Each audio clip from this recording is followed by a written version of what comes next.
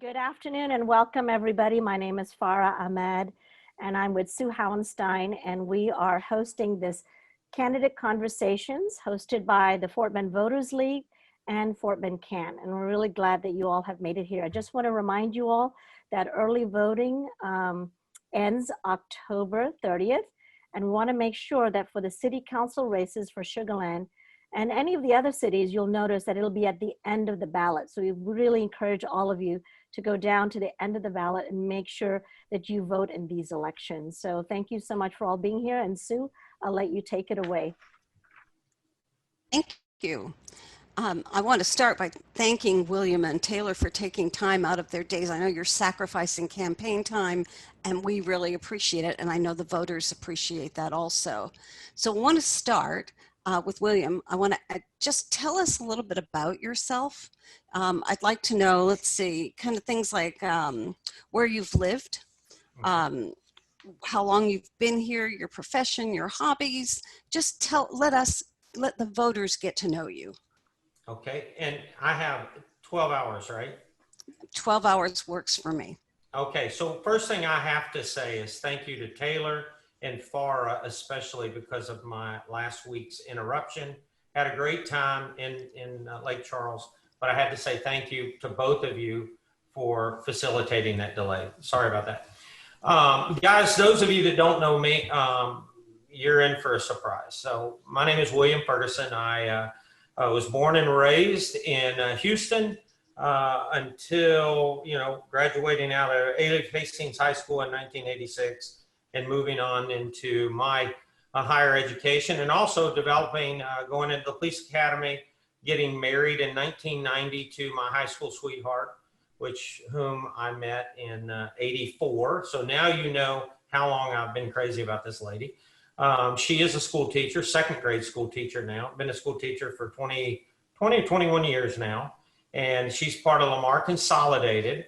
So you will often hear me speak highly about teachers and school districts and things like that, because I see what they endure, especially now through COVID. So that's sort of her and I. We have 2 children. And by the way, she went to Sam Houston. I've gone to HCC and also University of Houston. My children are now grown. My daughter's 24. She graduated from University of Houston in marketing and sales. And my son graduates this December from Texas A&M. He's in construction science. So that kind of covers our marriage and our children. And in my lifetime, I became a police officer in 1992. I absolutely love it. I think it's in my DNA. I can't get it out of me. It's just something that moves me. I served for 15 years full-time with the city of Stafford. Those of you that remember Mayor Scarcella, he was our mayor, and Chief Bonnie Cron was our police chief. And so as I worked and served with them, I enjoyed that, but I was also an entrepreneur. I've had 2 businesses in my life that I absolutely love to run and develop, and one of those of which is sold, and one of them is still running. And so I enjoy that. I've had my hand in home services, with some of which you guys are going to know, American Residential Services. I was their general manager in South Houston. I was also their sales manager. Their operation in Houston is $52 million a year. So it's a very powerful company. And I was a part of that. And I got out of that. I've done work in healthcare, mobile wellness services out of Tucson, Arizona. I know a little bit about everything. They say that all the time, right? Jack of all trades, a master of some. But I have had a great life, and probably above it all is my service to others. Those of you that know me know what that means. And anyhow, so there you go. That's William. Okay, thank you. Congratulations on the kids.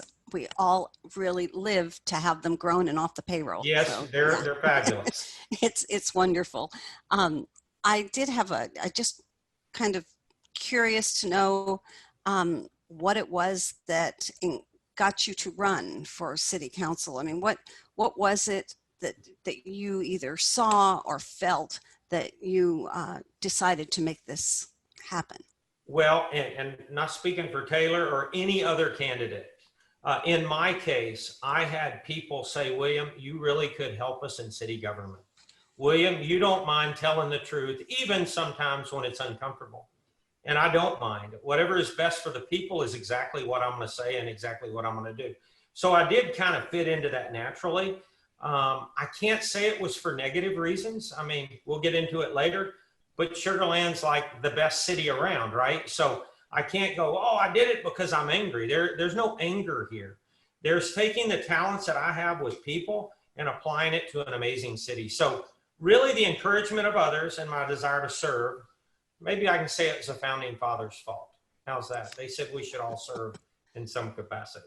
Yeah, we should blame them for something. There you go. Okay, Taylor, would you mind? I can repeat the question, or you got that right? I think I can take it. You got that. I'm really good. Good. Yeah. So just a little background on me. I was born and raised in Sugar Land. Born in on Hillary Circle there in Sugar Mill on the north side of town. I then family moved to First Colony, and I attended Austin Parkway Elementary and then First Colony Middle, and ended up graduating from Elkins High School, and then went on to the University of Texas, and graduated there in 2006. And then some years later, met my wife, who will celebrate 9 years in December. And we have 3 children that I cannot promise will not barge through the door at some point, and say hello. But they all attend school at Lakeview Elementary, and so they keep us very busy. When in your question you said hobbies, and I think it's fair to say that 3 kids, the ages are 7, and then I have 5-year-old twins. That's the hobby. Totally understand. Yes.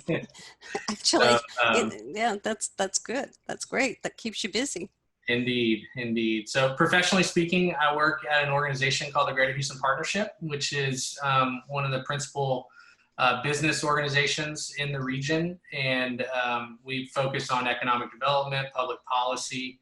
And so I have the real privilege of working on some of the really important issues facing our region. And then to maybe answer the same question that you followed up with, William, what has compelled me to get involved in this? And I've been volunteering and on a number of different city related committees, and I'm currently a planning and zoning commissioner. But I really got my start in terms of learning about city government and figuring out how things really worked, and the importance of some of the issues that we take for granted, such as having a mobility network and drainage and wastewater and all that stuff that we just take for granted. Over the years have developed a good understanding of some of those issues, and I'm excited to carry that forward to the council. That's great. It's interesting that you mentioned Austin Parkway and Elkins. You graduated with my daughter, but we'll talk about that later. I don't remember the name coming up a lot, but I remember your dad, of course. So yeah, I think that's good background information. Farha, is there anything else that you can think of that we want to ask about?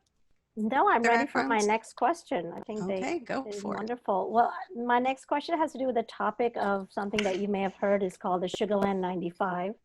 There's been a lot of discussion and awareness about the history of Fort Bend and the city of Sugar Land, especially with the issue about convict labor being used to work on the sugar plantations.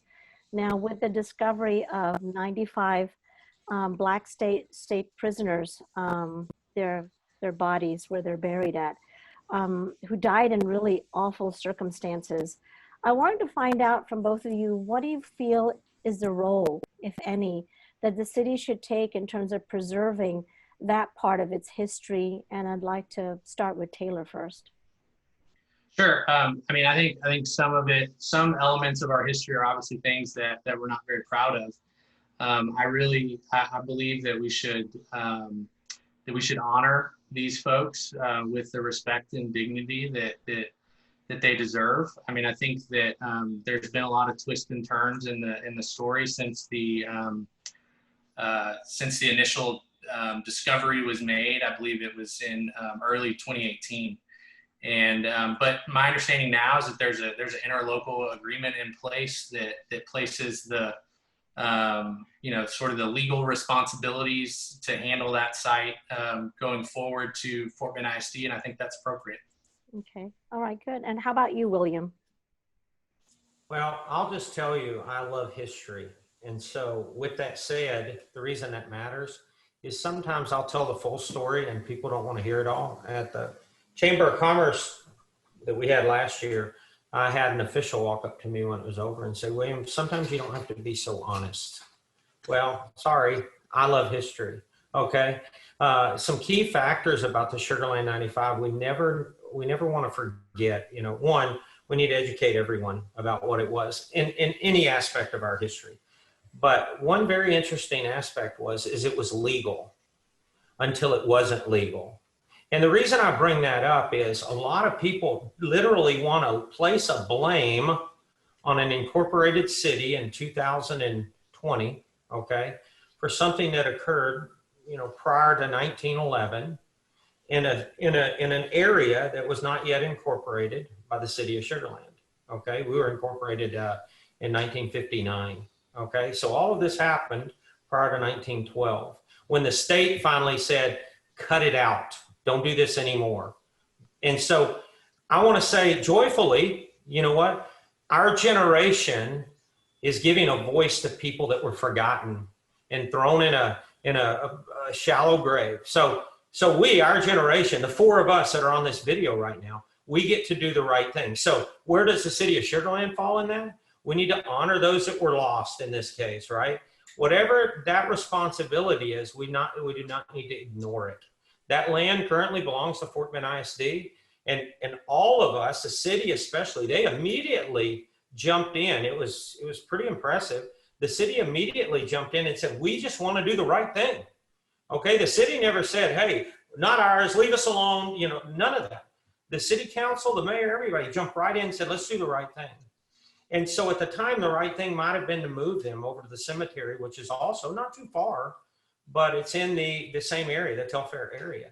And so it was a beautiful thing that no one denied the history. Everyone wanted to move on it.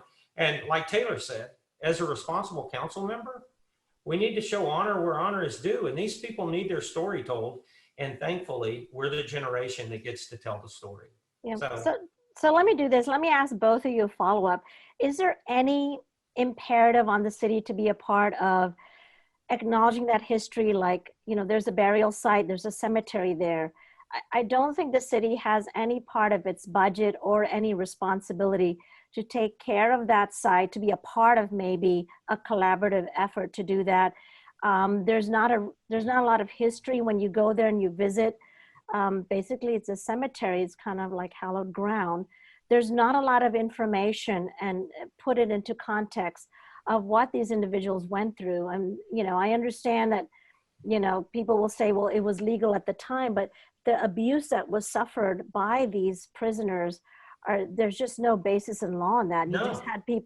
You had people that really didn't have their rights articulated by any court case or any legal authority. So, I really want to see how much more can the city do in preserving its history. It's not a point of finger pointing or blaming, but to preserve it, make it actual part of its heritage, and then put some money behind it, because it does take money to maintain those kind of sites. I wanted to see if Taylor or William, either one of you can jump in. I'm happy to, but go ahead, Taylor. I'm happy to. No, my thought is that, my understanding is that the site which Fort Bend ISD now controls and is responsible for managing, my understanding is that there's signage and things that tell the story about, and we can argue about whether that needs to be told at a higher volume or not. I I think that the collaborative nature of the relationship between the city and Fort Bend ISD has been appropriate. Well, what is the collaboration? Like, we don't even know. Like, what is the city actually doing right now with the Sugarland 95? That I'm not sure of. Okay, and William? I would direct that to Fort Bend ISD. Yeah, and William? Okay, so far, to my knowledge, just like Taylor just said, but to my knowledge, I don't believe that there is a line item on our 2020 or 2021 budget to do anything as it relates to, and I may be incorrect, as it relates to more to be done at the site of Sugarland 95. Possibly because that land belongs to Fort Bend ISD. The state of Texas has already given the county, Fort Bend County, the permission, for lack of given the permission, because by the way, that was done very rapidly and very well through the state, and it was done bipartisan. That was very impressive.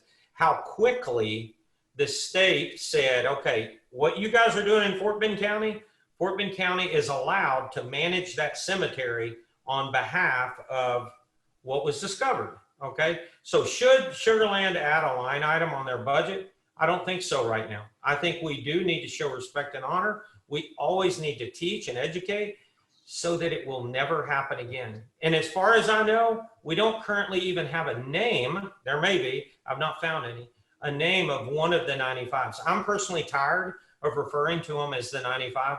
I would really like to know a name of one or all so that we can actually show them respect by using their name. Okay, now, I appreciate both of your comments. And Sue, if you want to move on to the next topic. Sure. We want to talk a little bit about flooding. As you know, it's 2020, and we've had threats one after the other. We've had hurricane after hurricane. We've had tropical storms. We've had lots of rain. As someone who does not pretend to know about the work that needed to be done to prevent further flooding in the future, all I can say is that I understand that streets are meant to hold water.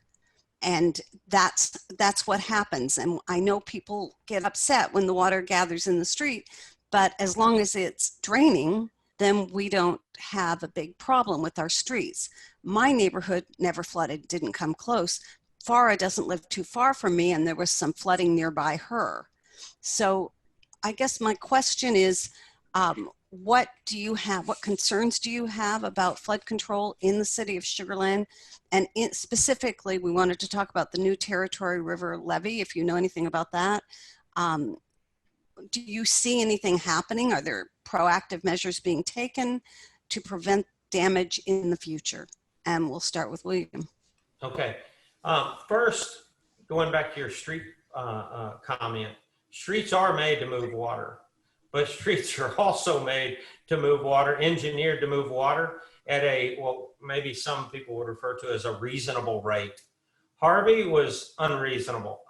The May flood, unreasonable. Okay, so yes, streets were made for that purpose. Now, what Sugarland has done, which is a little unique, I would say, to even our surrounding cities, is Sugarland did add, not necessarily a line item, but they put their money where their mouth was, and they financed a study related to the Brazos River and the improvements and potential risk of the Brazos River. And the city has that, and they're functioning on those responses. And they are trying to encourage all federal and state to get involved, and let's fix this potential crisis as it relates to the Brazos River. Now, those of you that know LIDs, you know, our levee improvement districts are all put into place to protect our homes, our investments, our businesses. But in a strange twist of fate, maybe, LIDs, the excessive levees that we have produced higher water flows, capacity flows, and that water, that flow is carving the river faster. The erosion is faster. So in response, our levees, okay, all of our LIDs need to work with the city and also with the county to be certain that as they develop these levees, and they all meet the FEMA standards. In fact, in Little 11, which is Greatwood, which is where I currently live, in Little 11, we are very happy to say that we are 4 feet above the FEMA's expectations for us, okay? There are some great things being done, Sue, and I'm gonna point, if I can, I'm pointing to Taylor. Taylor is on committees at Sugarland. This is another example of what I'm talking about. Sugarland is proactive with their committees to develop these plans. And so as I do that, I'm pointing to Taylor saying, I'll bet you with certainty, Taylor has some really good ideas on flooding. That's quite the handoff there. So yeah, I mean, obviously we're really fortunate to have LIDs in our community that are well managed and financially sound. I think that Hurricane Harvey was a wake up call for a lot of those outfits to really figure out how best to and be prepared for storms of such huge magnitude. So as William mentioned, I am on the Planning and Zoning Commissioner, and as a part of that role, we advise and ultimately make recommendations up to council on the capital improvement program, and which over 5 years will invest $263 million into capital improvement projects. And of that 263, 53 million is allocated to drainage. And so it's obviously very, very important to continue to make those investments so that as we experience these severe weather events, that we're prepared for all of the water that we may take on. And just to put a little more granularity on that, in 2020 alone, there'll be $16 million invested in drainage, right? So those are huge investments that the city is making to ensure that our community has the best potential to not experience something like we had in Hurricane Harvey. So the last thing I'll mention is that there's a couple of other mitigation strategies that I think are really important. One is the use of flood gauges and monitors that the city has invested in and I think should continue to invest in, that helps the city manage these severe weather events. And then the other part is, Sue, back to where you started, is this notion of the streets as major components of our conveyance of our conveyance system in Sugarland, and I think that makes investment in capital improvements beyond drainage. So the streets, as an example, it just makes that all the more important. Yeah, I absolutely agree. And I have to say, just my little plug for the city of Sugarland, I do communications for my neighborhood. And I keep them abreast of what's going on, and when there's a problem, I try to keep it just to my neighborhood because it really doesn't apply to your neighborhood. And if people read it, they just assume that this is what's happening in my neighborhood.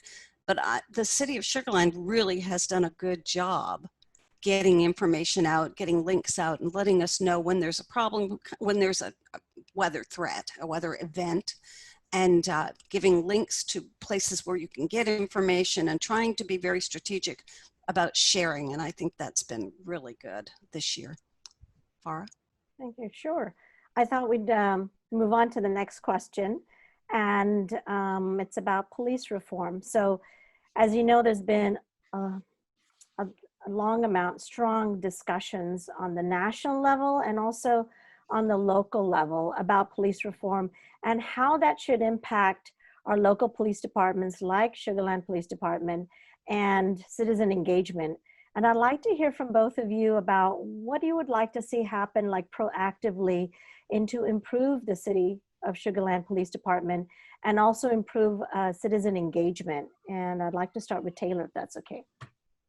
Sure. I mean, I think this is a really important topic. I view public safety and the well-being of the citizens of Sugarland is probably the most important function of City Council, and I think that it's a real, the city over the years has absolutely committed to this. Right, you've got a budget that is somewhere, I think it's 46% of the city's budget is dedicated to public safety. And I think that's really, really important. And that says it is the biggest part of the budget, because it says that it matters to the citizens, it matters to the residents, that these investments are made so that they can feel like their families are being made safe. So I do think that we're also really fortunate to have Chief Eric Robbins as the police chief during this time. I think he's the right person at the right time to be leading the department. I also think that if you talk to anyone in law enforcement, William or anyone else, you'll hear that Sugar Land is one of the most respected agencies in the county and in the state. And I think that's a testament to the commitment that Chief Robbins has made to training officers, providing the right equipment. All of those investments are really important. As for the specific question about reforms, I'd be prepared to listen to all points of view, but I'll tell you that I will most heavily lean on Chief Robbins and Assistant Chief Michelle Allen and others that are experts in this space. And if we have issues that need to be addressed, let's address those issues. But I wouldn't presume to know what those issues might be. And I think that by all measures, the agency is currently very well run and very respected.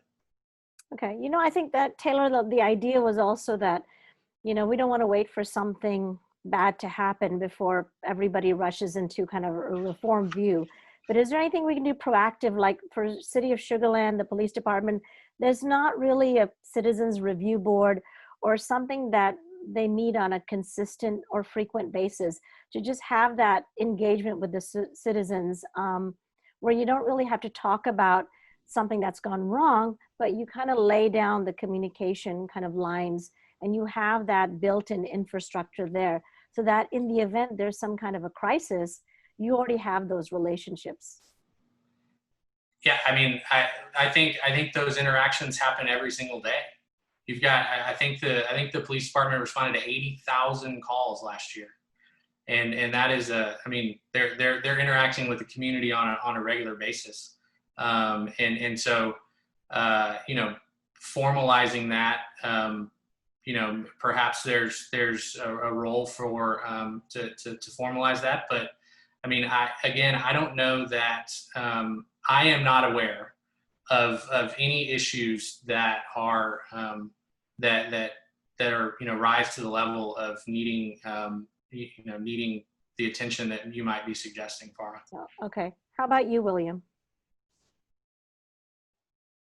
You're on mute, William. There we go. I got it going. I don't want to drop something and scare everybody. There we go. Okay, so being a police officer since 1992, I can tell you this, hands down, the City of Sugar Land, without any doubt, there is no debate about it. I think they run the police department better than any agency I know of in Texas, speaking for Texas. Okay, so that's my huge compliment to Robbins, to the previous police chief, to the mayors, to the council. We've got the best police department in Texas, and I'll disagree with anybody on that. With that said, the way you gain trust in the community, okay, the way you gain trust is you remind them that you are human like they are, and you are there to help them, because remember this, the power and authority that the police department has came from the people. It comes from the people. It goes all the way back to our founding documents. Everything that the police department is came from the people. They represent the people. The worst thing that you can do in a city line item budget is allow the police department to become revenue generation for the general fund. That is the worst thing. And New York just went through it, and New York is sitting there going, oh, and they are defunding these revenue generation programs. But the city council and the mayor are the ones that have set it up over the years. Los Angeles, the same way. And they generate revenue by penalizing the citizens, okay? I'm not saying they weren't speeding. I'm not saying they weren't running stop sign. I'm not saying that. I'm saying that their fines are excessive. And so if you're trying to build a bridge between the community and the police department, you have to never have revenue generation programs within the city. And you know what? The city of Sugar Land doesn't do that. Okay, we are a part of the community. The people of the police department know their role in the community. They know where their power comes from. Would I recommend a civilian board? I'll be candid with you. Back to Taylor's point. We're currently, I don't see it. I know the people as well as anyone in our community. I don't see a demand for it. Could something come about, Farha? Yes. Something could come up to where, yes, those relationships in place would be fabulous already. But I've got to tell you, we function on a level of professional law enforcement like no other. Doesn't mean we won't have a problem, okay? So would I support it? Yes, after the demand or the need is in place. Otherwise, what happens is the police department, the professionals that do their job every day and risk their lives every day, you don't want to become an organization that thinks someone outside of law enforcement understands their job more. And I'm telling you, I understand what it feels like strapping on a bulletproof vest, looking at your family as you're about to walk out the door to face someone else's problems. I get that, okay? I'm not saying a civilian board, review board wouldn't help, okay? I'm just saying Sugar Land is the best. We currently don't have a need for that. Could we? Yes. Okay. And the idea is like when you have a citizens engagement board, it's not the citizens just looking at what the officers are doing. It's also a way for the officers to explain the difficulty and the challenges of their work too. And having more citizens engaged on a regular basis could be seen as beneficial. I wanted your thoughts on that, William or Taylor. I'm going to tell you, education is everything. I wish that everybody in the city cared enough to learn what law enforcement goes through every day. I'm not even talking about the fire department right now. I'm not talking about EMS. I'm not talking about all that. I'm saying law enforcement. When we get up in the morning, it's part of our DNA. It's really hard for you to find a police officer that doesn't want to always be a police officer. And it's hard to convey our passion and desire to do it. So what we can do is help the community understand how much we love them and how much we are willing to lay on the line for rights and liberties that most of them don't even know they have. We've taken an oath to protect their liberties. And I'm telling you, Farha, you are dead on. If we could get the people interested enough in being open-minded and understanding, all we are doing, all we are doing are enforcing the rules that the people they elected to the state legislature have passed through. That's all we're doing. We're just simply representing the rules of the people that they put into office. I would love for the people to have a passion for the police, to ride with us and see what we do, because it would change the story. But don't forget, that's one side. The other side is the police need to understand the people. And if they don't, they need to be educated into understanding the people. Understanding, like you're going to get into later with COVID, people losing their businesses, losing their jobs, isolated in their homes, mental health, and all the pieces that come with law enforcement, walking into the unknown, okay? Yeah. So yes, to your request at the right time. Okay, and I will mention that I'm also a graduate of the Sugar Land Citizens Police Academy. So that is available for any Sugar Land resident to join that academy class. It was a great experience. I also had a chance to do a ride along. And I asked for the evening shift because I thought it would be more exciting to go on that. Is. So I went on a ride along and I learned a lot. I really did. And was very impressed with the work that the officers did. 59 is that big freeway. And, you know, most of the stops were done on 59, but I appreciate both of your comments. And I'll hand it over to Sue. I want to second Farha's comments on the Sugar Land Police Citizens Academy. It was awesome. You learn how the department works. You get to meet the officers. You learn about the policies. I think if you have any interest at all in the city, people should get involved and take that class and do the ride-alongs. It's an eye-opening experience. So now I want to change topics and talk about something a little more serious for us.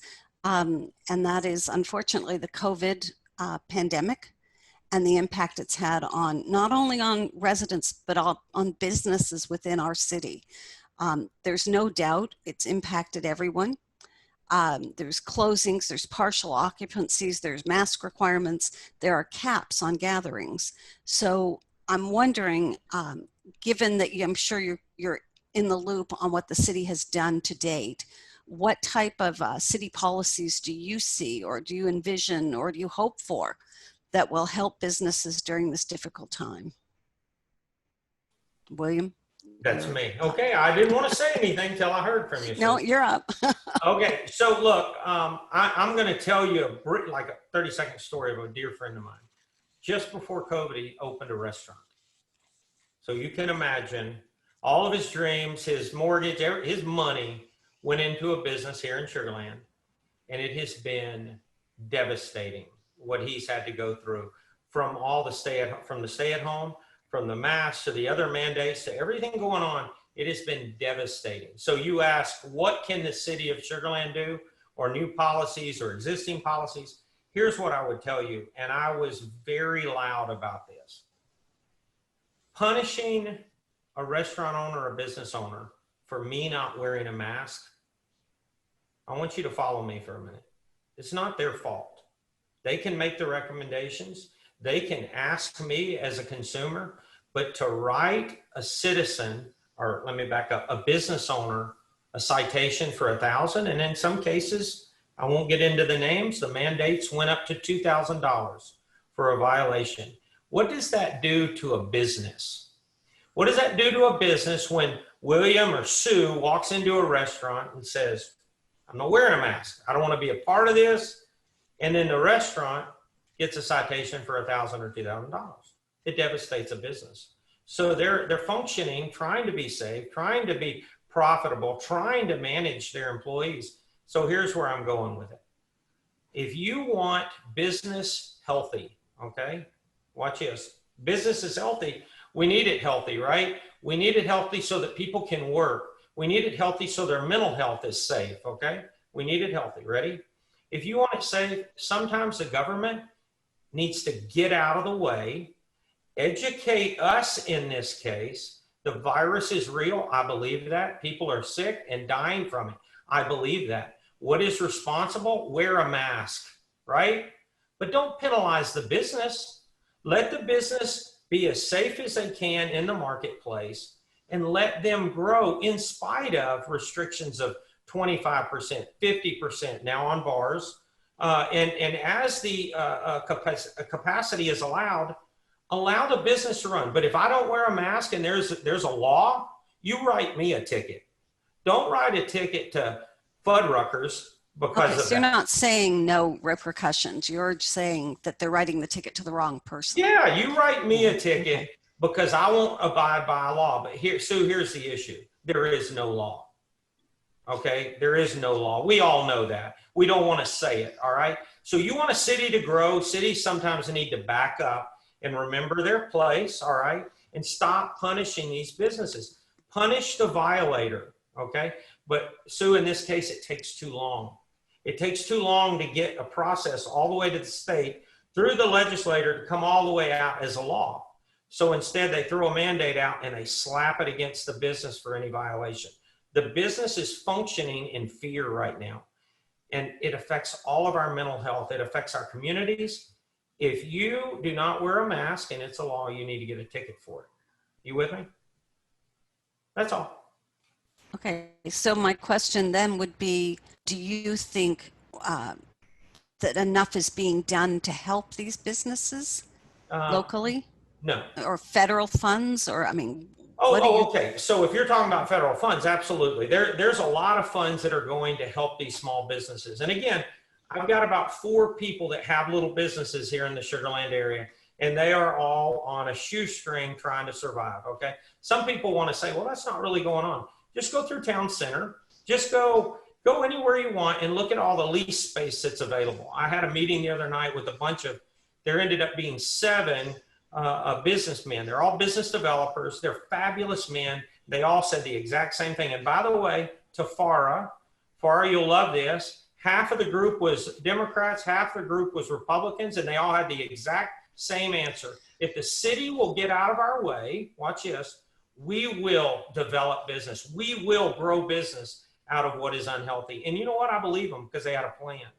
So Sue, I'm the guy that says sometimes a little less business, more education, okay, more education, and allow the people to face the punishment for their violations of that law. But there is no law. Gotcha. Taylor, do you want to throw in, talk to us about that? Do I need to repeat the question, or you got that?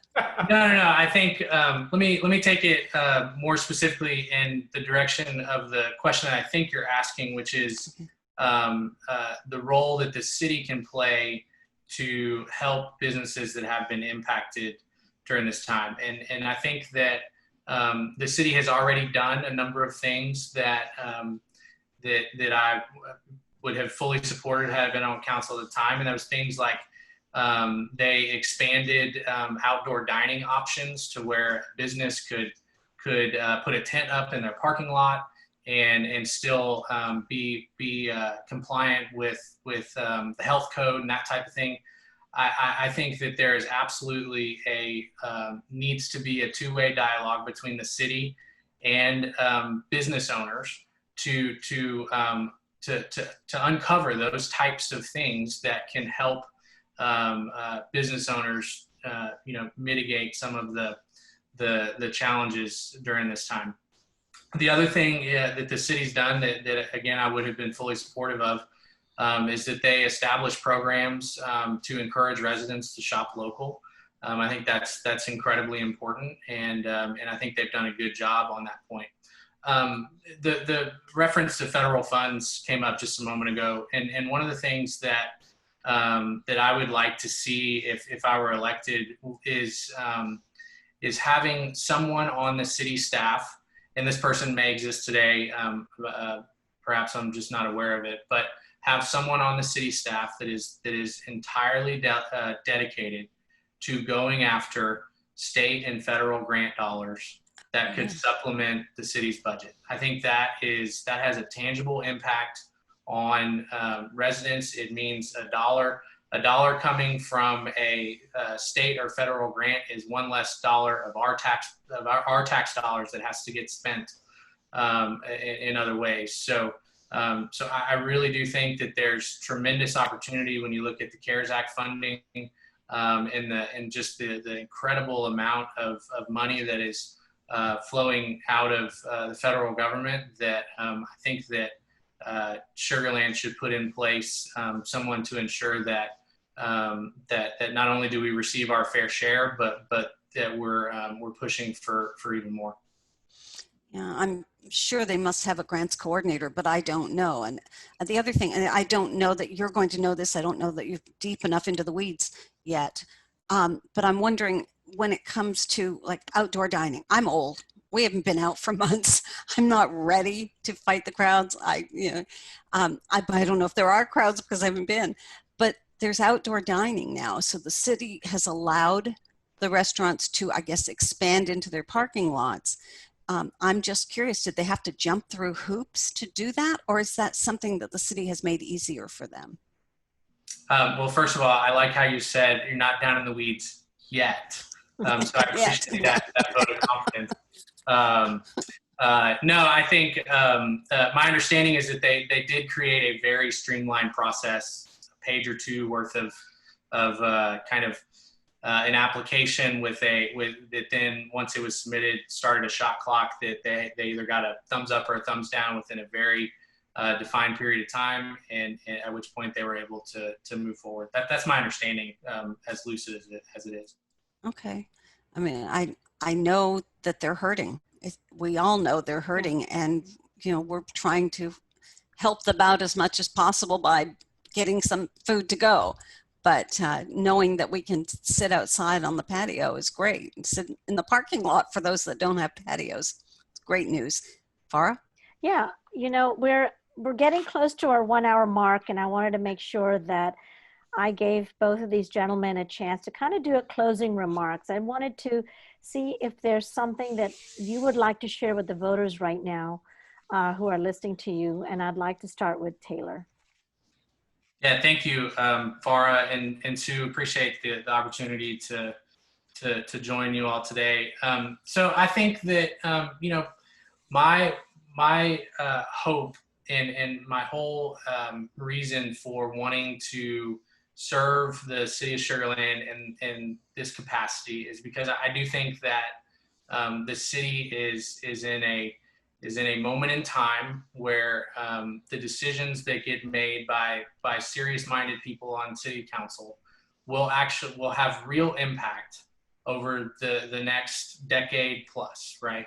And some of the things that Sugar Land residents, that you know, the life cycle of our city is we're entering into a new phase, and so we have been in development mode for now since 1959, right? And now we have developed 93% of our land in Sugar Land, and so what are we going to do to continue to create the tax base necessary to provide the city services that the Sugar Land residents have come to expect from the city?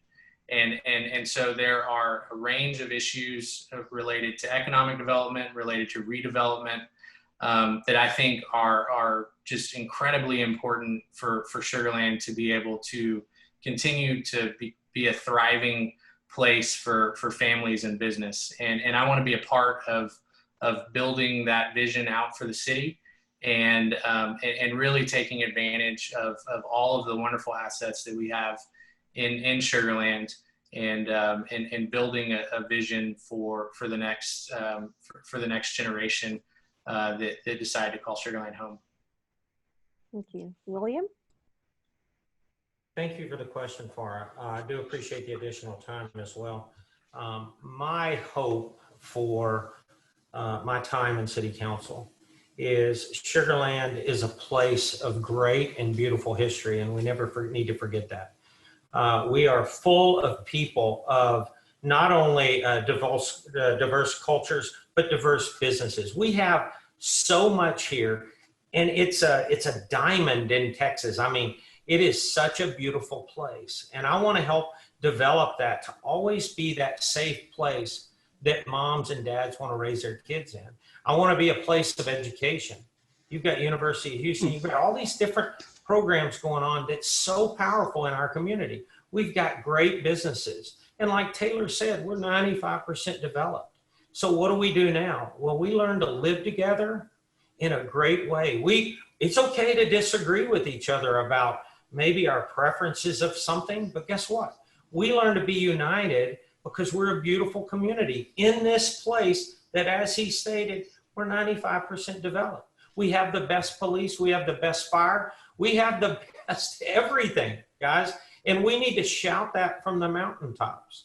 And you know me, Farha, speaking back to your question, all I ever do is serve people. I know people, okay? That's what I know.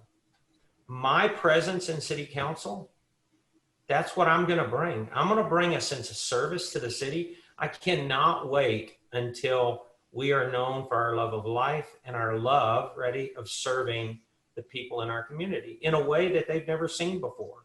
And so that's what I'm gonna bring to the table. I'm very excited about it. And I just can't thank you guys enough for putting this thing together today. Because this, as Sue said earlier, it is so difficult right now for Taylor and I both to approach anyone, even at a polling place. They are just like, I had a lady from about 100 feet today say, hey, you don't have your mask on. I said, I got it right here. You're 100 feet away from me. And I put it on and we have conversations. So to that, I love this city. I want to take my talents to City Council and improve the city.